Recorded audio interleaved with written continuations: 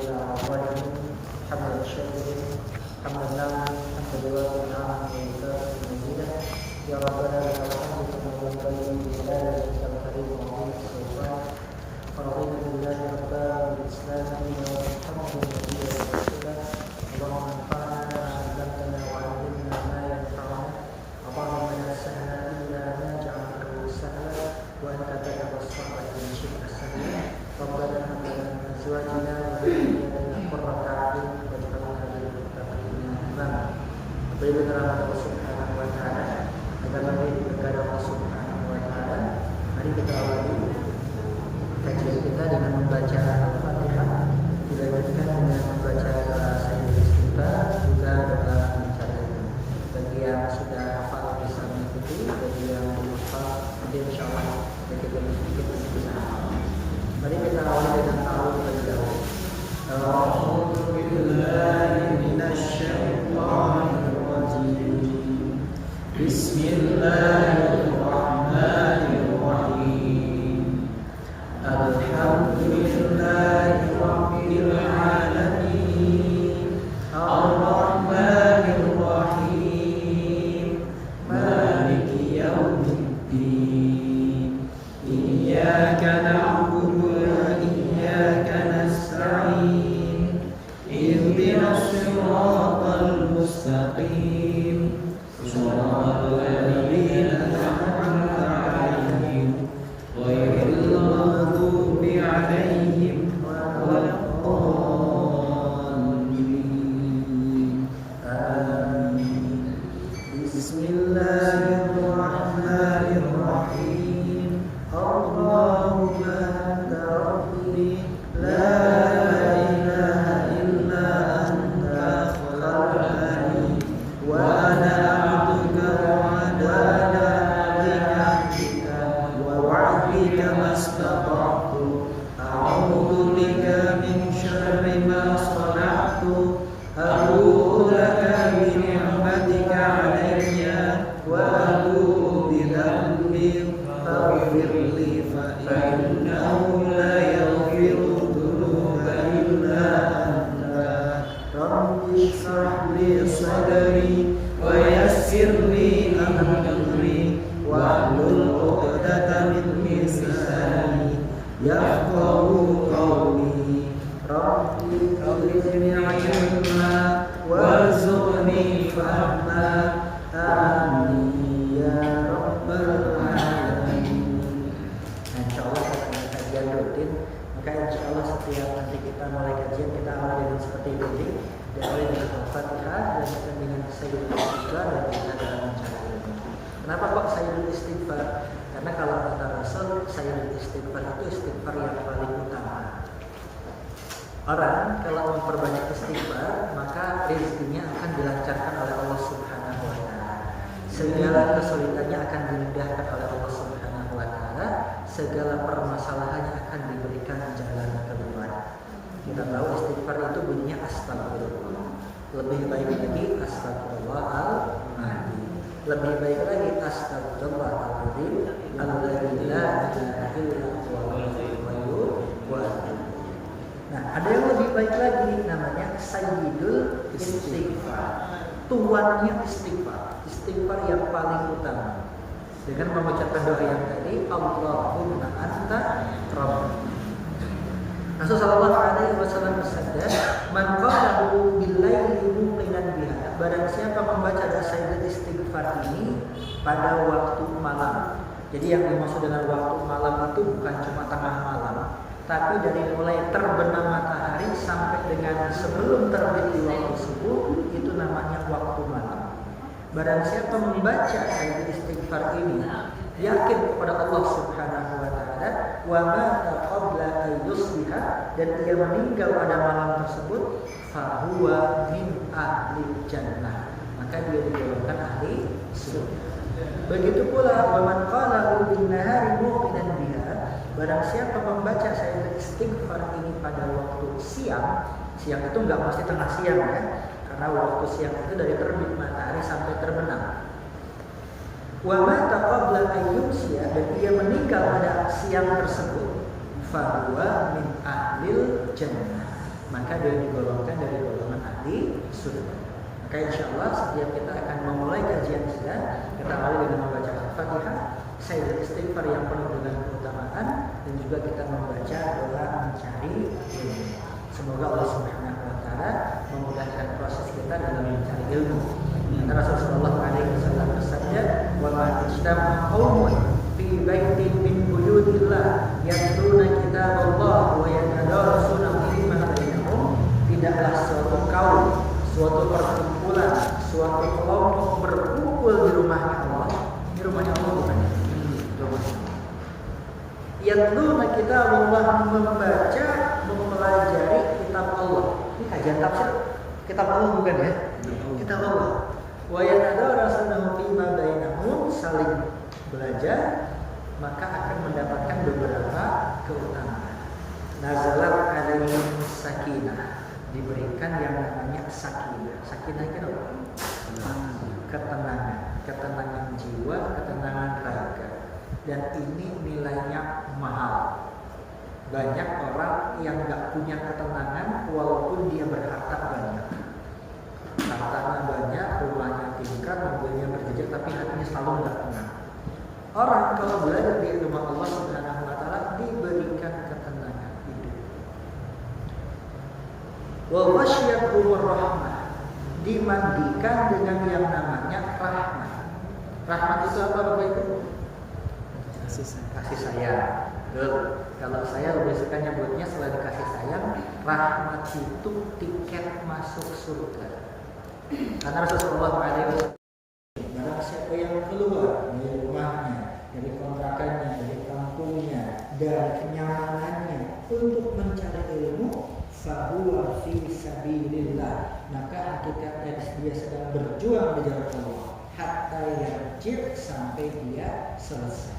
Maka orang kalau misalkan menuntut ilmu qadarullah meninggal, fahuwa syahid, meninggal itu sebagai meninggal syahid. Kalau tidak syahid bagaimana? Maka dia akan mendapatkan kehidupan yang mulia, derajat diberikan oleh Allah Subhanahu wa taala, yarfa'ullahu alladziina aamanu minkum walladziina utul ilma darajat. Allah meninggikan derajat orang-orang yang beriman dan juga orang-orang yang mencari ilmu. Dalam hadis Rasulullah SAW bersabda, khairukum, sebaik-baik kalian, sebaik-baik manusia, man ta'allama al-Qur'an wa 'allama, adalah orang yang mempelajari Al-Qur'an. Kita lagi belajar Al-Qur'an kan ya? Wa 'allama, dan mengajarkan. Kalau kata sebaik-baik Bapak Ibu, sebaik-baik manusia berarti nanti dia melaksanakan sebaik-baik amalan. Sebaik-baik amalan dia akan mendapatkan sebaik-baik ganjaran. Sebaik-baik ganjaran selain dari Allah Subhanahu wa taala juga adalah surga. Dan surga yang sebaik-baiknya adalah Firdaus al-A'la. Maka kita berharap dengan kita belajar, dengan kita kajian, namanya tamara ya. Tamara, taklim, malam, rabu, antariksa, antara maghrib ke isya, tamara antariksa. Nanti kalau punya anak perempuan namanya bagus ya. Tamara antariksa, taklim, malam, rabu, antara maghrib ke isya, insyaallah. Semoga kita semua di sini yang mengikuti kajian ini, wabil khusus kepada para panitia, para pengurus, para masjid yang mengadakan acara ini mendapatkan keberkahan dari Allah Subhanahu wa taala. Bapak Ibu yang dirahmati Allah Subhanahu wa taala, saya diminta untuk menyampaikan mengenai tafsir Al-Qur'an. Al-Qur'an itu kan banyak, bukan banyak Al-Qur'annya ya, banyak suratnya. Ada berapa surat? 114 surat. Ada berapa juz? 30 juz. Ada berapa halaman? 614. Ada berapa ayat? Ada yang bilang 666, ada yang bilang 6326. Beda-beda versinya gitu ya. Tapi intinya Quran kita satu ya. Nah, Al-Quran ini terdiri dari surat-surat. Ada yang namanya surat Makkiyah, ada yang namanya surat Madaniyah. Nah, ini Bapak Ibu surat Makkiyah itu apa? Yang diturunkan di Mekah. Kalau adanya, kalau yang diturunkan di Uhud, kemudian kalau yang diturunkan di Khaybar, ya. Kalau yang diturunkan di Hunain, ada apa ya? Jadi memang betul tidak salah ada yang berpendapat bahwa Makkiyah itu sudah diturunkan di Mekah, Madaniyah di Madinah, betul tidak salah. Namun ada juga yang berpendapat selain diturunkan di Mekah, surat Makkiyah itu surat periode Mekah atau surat yang diturunkan sebelum Hijrah. Maka mau di Mekah kayak mau di pinggir Mekah kayak mau di samping Mekah itu namanya Makkiyah kalau sebelum itu. Kalau setelah hijrah periode Madinah namanya apa? Madaniyah. Mau di Hunain, mau di Khaybar, mau di Makkah, mau di mana? Kalau setelah hijrah namanya Madaniyah. Kenapa kok dibeda-bedakan antara Makkiyah dengan Madaniyah? Karena gini Bapak Ibu, surat Makkiyah itu mempunyai beberapa karakteristik, beberapa ciri kekhususan. Begitu pula Madaniyah. Kalau surat Makkiyah sebagaimana yang kita ketahui itu suratnya pendek-pendek atau ayatnya juga pendek-pendek. Qul huwallahu ahad, Allahu samad, lam yalid wa lam yulad wa lam yakul lahu kufuwan ahad. Inna a'tainaka al-kautsar, fasholli li rabbika wanhar, inna syani'aka. Pendek-pendek. Wal 'ashr, innal insana lafi khusr, wal fajr, wa layalin 'ashr. Pendek-pendek. Suratnya pendek atau ayatnya pendek. Kalau Madaniyah itu suratnya panjang atau ayatnya panjang. Yang surat panjang contohnya Al-Baqarah 2,5 juz, Ali Imran, Al-Maidah, An-Nisa, itu panjang-panjang. Atau ayatnya panjang-panjang seperti surat Al-Bayyinah. Walaupun di juz 30 ternyata itu surat Madaniyah. Lam yakunul ladina kafaru min ahli kitab wal musyrikin munfakin hatta tabayyana panjang. Jadi kalau surat Makkiyah itu pendek-pendek, surat Madaniyah panjang. Apalagi keistimewaannya, karakteristiknya? Kalau surat Makkiyah itu Bapak Ibu, itu biasanya berbicara mengenai taqwiyatul iman, penguatan keimanan. Biasanya berbicara mengenai akidah dan ketauhidan. Itu surat-surat Makkiyah. Makanya biasanya pembahasannya mengenai apa? Tentang ketuhanan. Qul huwallahu ahad, qul a'udzu birabbil falaq, qul a'udzu birabbil nas. Tentang hari kiamat. Itu biasanya surat-surat Makkiyah.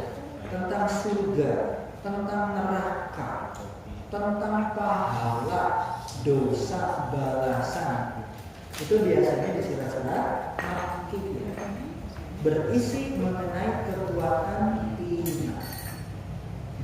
Sedangkan surat-surat Madaniyah itu biasanya membahas mengenai apa?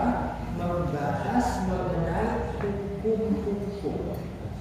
Hukum perdata, hukum pidana, tentang perekonomian, tentang sosial, kemasyarakatan, tentang hukum apa ya istilahnya, muamalah, hukum perekonomian sampai perpolitikan, semuanya ada di surat-surat Madaniyah. Kira-kira yang diturunkan duluan Makkiyah dulu atau Madaniyah dulu? Makkiyah dulu jelas di Mekah kan gitu. Madaniyah setelah itu. Kenapa kok Makkiyah dulu baru Madaniyah? Ini kita belum masuk ke suratnya ya. Ini sebagai mukadimah pembukaannya supaya kita lebih semangat belajar tafsir. Kenapa kok diturunkan Makkiyah dulu baru Madaniyah? Ada yang tahu? Karena dikuatkan dulu keimanan kaum muslimin, setelah kuat imannya baru bisa menerima hukum. Hukum itu ada di mana? Setelah kuat keimanan kaum muslimin baru diberikan hukum.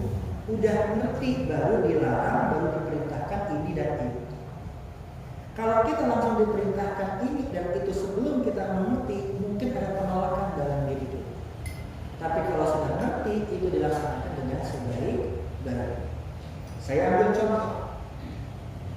dalam pengharaman khamar Bapak Ibu, itu ada tahapannya, nggak ujug-ujug haram. Kalau ujug-ujug haram itu namanya hukum.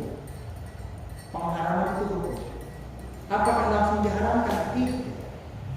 Tapi bertahap. Dikuatkan dulu pemahamannya, dikuatkan dulu keimanannya.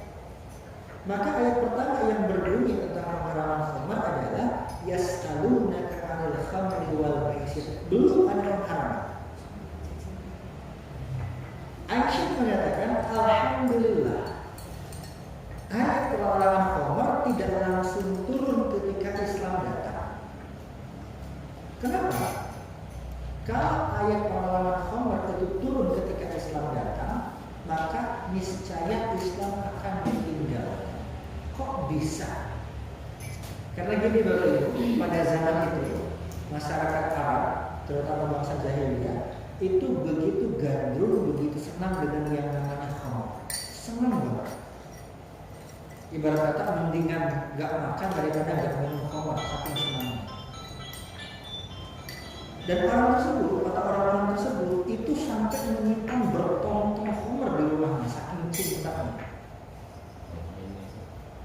Hampir semua orang itu minum khamar, hampir tidak semua ya, hampir semua orang minum khamar. Bahkan ada seorang penyair saking cintanya dia kepada khamar, dia mengatakan apa? Jikalau nanti aku mati, kuburkan aku di bawah pohon khamar, supaya aku masih bisa menikmati dari akar-akar. Bapak Ibu tahu nggak pohon apa? Anggur. Pohon anggur kan? Pohon itu kan fermentasi anggur. Kira-kira pohon anggur gede apa kecil? Kecil, merambat. Lah ini pengen dikuburkan di bawah pohon khamar, pohon anggur, biar nggak mau jauh-jauh dari khamar, dari anggur, walaupun sudah mati. Saking cintanya sama khamar. Bayangkan orang lagi dimabuk cinta, orang lagi kasmaran, tiba-tiba dilarang, apa yang terjadi? Kenapa? Orang lagi senang-senangnya sama ini, tiba-tiba dilarang. Kenapa? Kenapa kok nggak boleh? Harus dijelaskan terlebih dahulu. Makanya ayat yang pertama bunyinya, mereka bertanya kepada Muhammad tentang khamar dan judi. Yas'alunaka 'anil khamri wal maisir. Apakah langsung diharamkan? Tidak. Qul fihi ma itsmun kabirun wa manafi'u linnas. Disebutkan dalam Al-Qur'an, dalam khamr maupun maisir itu terdapat apa? Terdapat dosa yang besar dan terdapat kemanfaatan. Masih disebut kemanfaatannya loh. Saya tanya, khamr ada manfaatnya? Ada. Judi ada manfaatnya enggak? Ada. Makanya orang masih mau minum khamr, masih mau berjudi karena ada manfaatnya. Orang minum khamr katanya sih bisa menenangkan jiwa, katanya gitu ya, pikirannya tenang. Berarti kan ada manfaatnya. Tapi apa?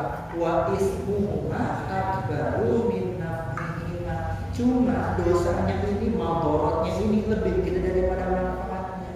Manfaatnya ada nggak? Ada, tapi kerusakannya lebih gede. Udah diharapkan belum? Belum. Baru dikasih pengertian.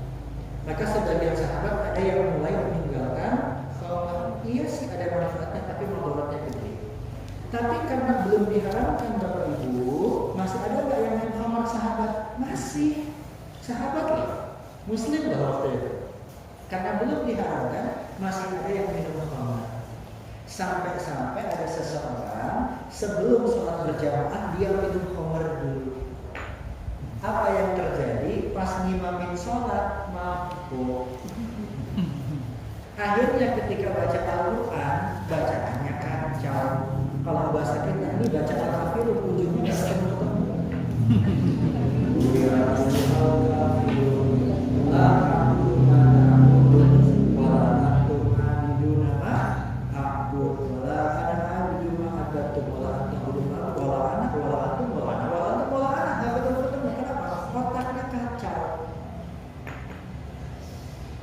Sampai Allah menurunkan ayat selanjutnya, ya ayyuhalladzina amanu, wahai orang-orang yang beriman, la taqrabus salata wa antum sukara hatta ta'lamu ma taqulun.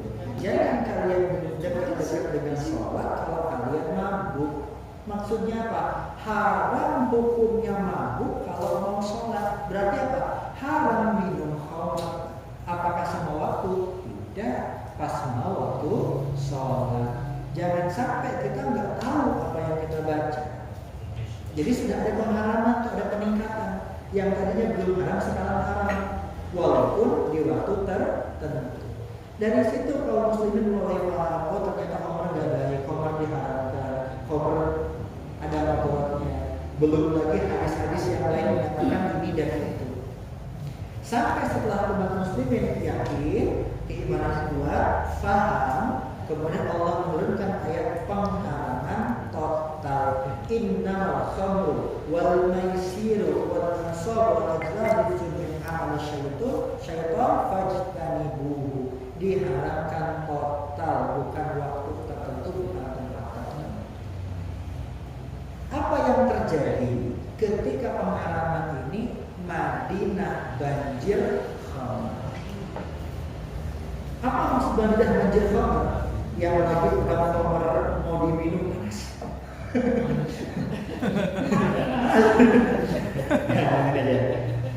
Yang lagi pegang khamr mau diminum dan hari ini ditumpah. Yang udah masuk mulut nih dilepeh di muka. Yang punya persediaan bertong-tong khamr di rumahnya ditumpahin di jalan Madinah. Madinah banjir khamr. Kenapa ini bisa terjadi? Sudah paham, sudah ngerti.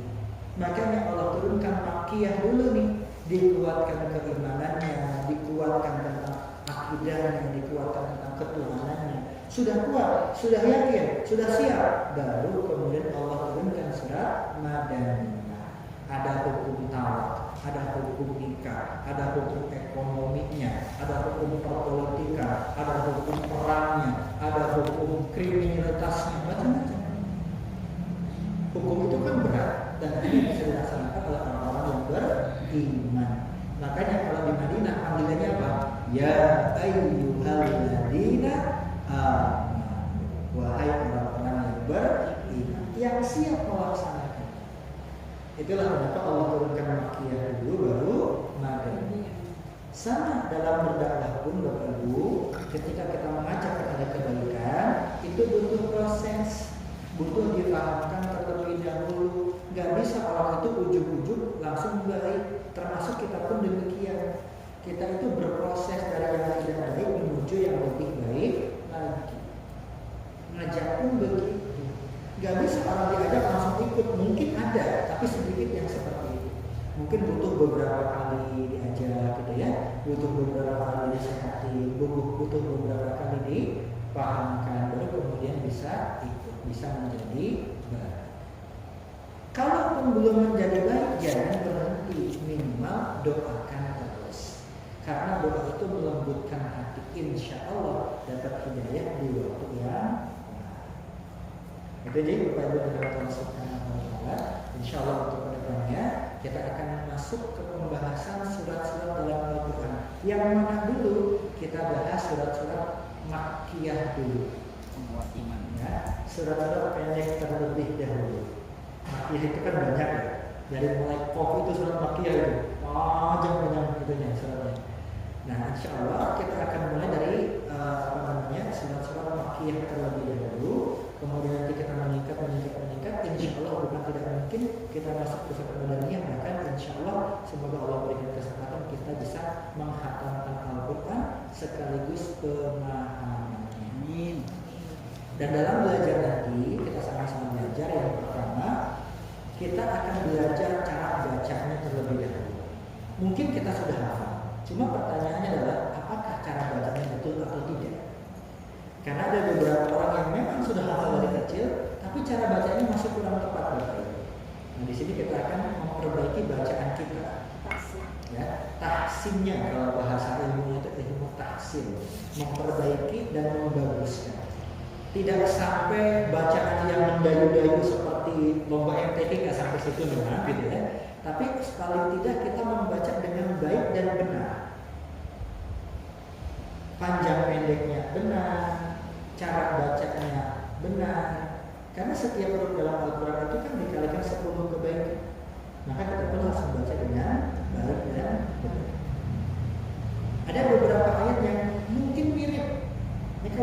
hati-hati bisa salah baca misalnya.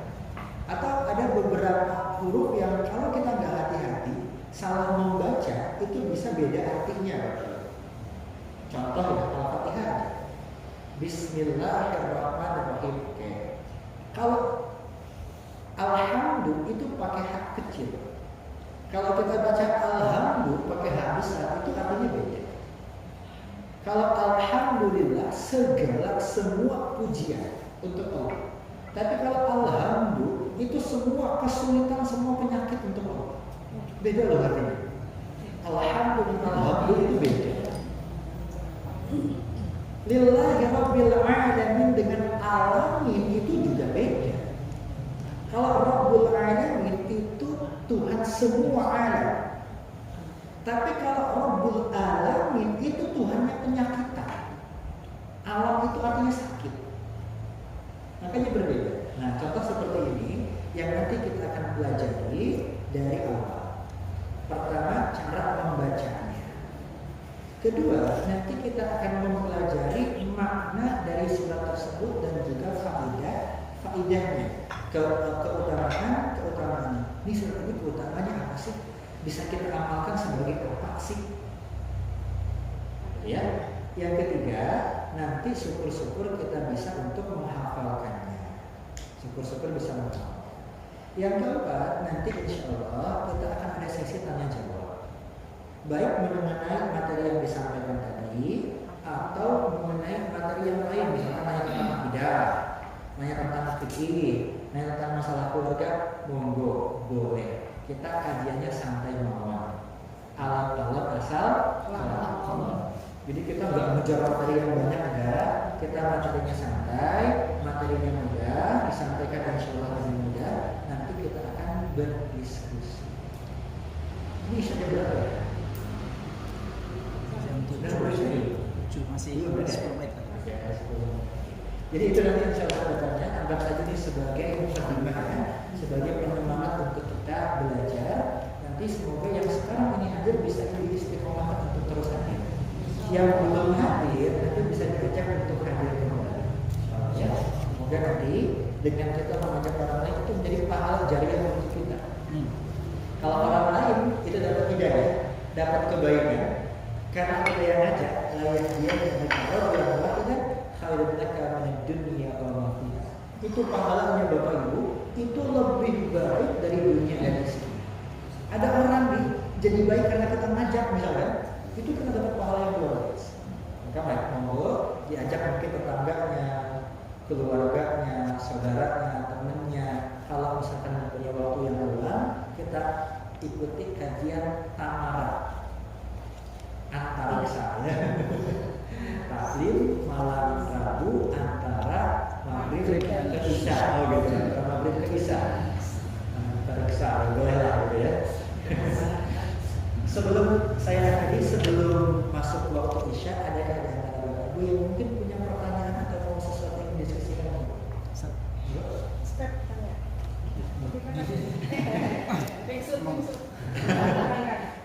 Monggo Pak baca dulu, jangan kedua. Baik, bismillahirrahmanirrahim. Yang pertama Ustaz, surat Al-Fatihah itu termasuk pada surat Makkiyah atau Madaniyah? Yang pertama. Kemudian yang kedua terkait penyusunan Al-Qur'an. Itu terjadi kapan dan di mana ada? Atau kemudian prosesnya seperti apa? Karena kan itu Al-Qur'an itu kan turutnya bertahap dan ngacak gitu kan ya. Pertama surat Al-Alaq dan sebagainya, kemudian terakhir Anas dan sebagainya. Mohon dijelaskan. Oke, nanti kalau waktunya ada kita stop dulu ya, kita ada dulu, lalu kita lanjut lagi sambil menunggu Isya. Yang pertama Al-Fatihah itu merupakan surat Makkiyah. Surat Makkiyah. Itu dipakai ulama dengan kesepakatan ulama. Kan sholat itu diwajibkan di mana? Sholat itu diwajibkan di Mekah. Sholat awalnya diwajibkan ketika Isra Mi'raj di mana? Di Mekah. Sebelum hijrah.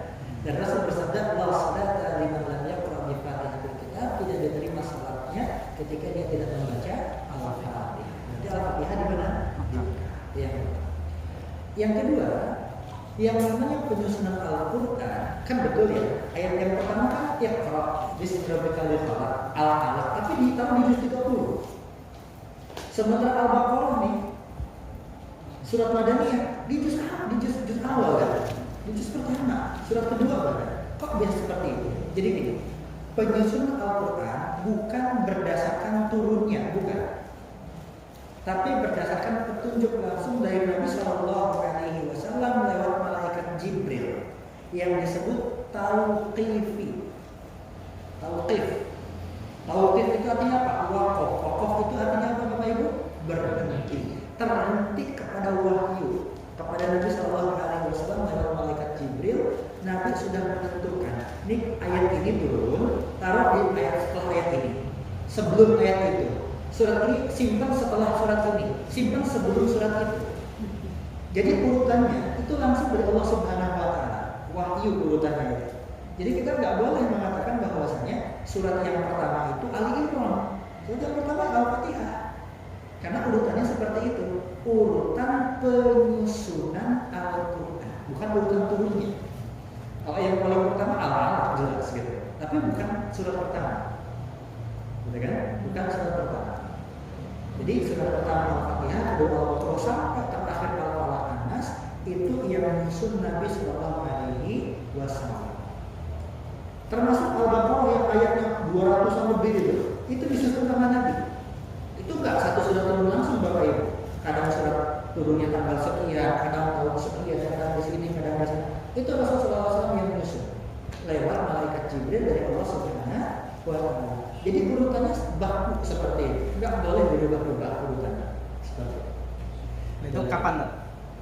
Kapan? Karena Quran itu bertahap, kemudian langsung didengarkan ke sahabat menghafal dengan susunan yang ngacak kan.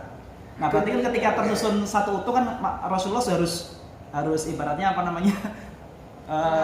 Iya. Gimana itu? Setiap ada ayat atau surat yang turun, Rasul memerintahkan kepada panitera pencatat wahyu yang diketuai oleh Zaid bin Sabit. Jadi ada paniteranya, ada petugas pencatat wahyu, sekretarisnya. Karena Nabi nggak bisa tulis ya. Kata Nabi, tulis ayat ini setelah ayat itu, tulis surat ini sebelum surat ini, setelah surat itu, gitu. Jadi ketika ada ayat yang turun langsung diperintahkan panitera pencatat wahyu, sehingga ketika Nabi wafat, Al-Quran sudah tersusun rapi. Surat pertama yang Al-Fatihah, kedua yang Al-Baqarah lengkap, Ali Imran lengkap, sampai dengan surat An-Nas. Jadi para sahabat ngapalinnya gimana? Menghafalkan ayat-ayat yang turun sesuai dengan urutan yang disampaikan